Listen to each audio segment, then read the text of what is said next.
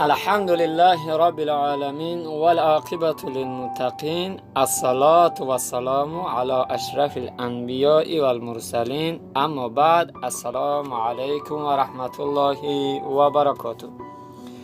امروز موضوع بهترین درباره دهه آخر ماه ذوالحجه که هسته فضیلت آن را صحبت میکنیم که فضیلت او چی در احادیث پیامبر وارد شده و چی فضیلت ها دارد و فضیلتش برابر چی اعمال هست که این با قربی نصیب الله عید قربان است. پیش از عید قربان این 10 روزی که ده ذوالحجه هست فضیلت ثوابش به حد زیاد است.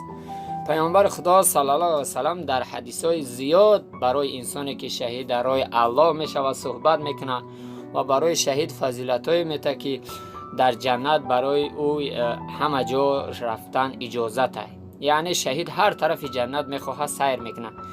انا یک عملی هست که یک انسان در همین دهه آخری ماه ذوالحجه انجام میده خداوند ثواب برابر همون شهید میگردنش.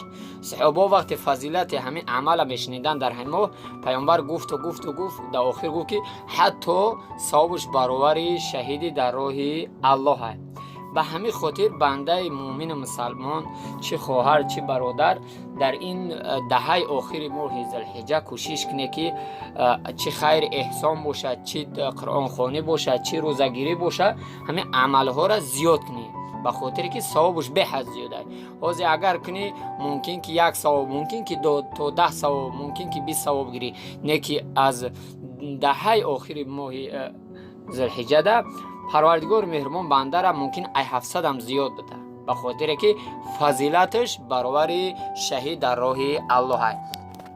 و علمای اسلام در این باره بیان میکنن که فرق نداره که او بنده خدا قرآن بسیار میخونه، خیر احسان میکنه، تسبیح میگه، روزه میگیره و هر خوبیایی که میکنه الله در این ماه دو چند میگردونه. به این خاطر فضیلت این ماه بدونه، این دهه آخره بدونه. هر کجا که باشه طاعت بندگی را زیاد کنه، نماز قضایی بسیار داره، نماز قضاییاتون بخونه، نفل بخونه، ذکر تسبیح بسیار بگه، خیر احسان با هم دیگر کنه تا اینکه از فضیلت و برکت این ماه خداوند متعال ما و شما را چیکار کنه برخوردار بگردونه.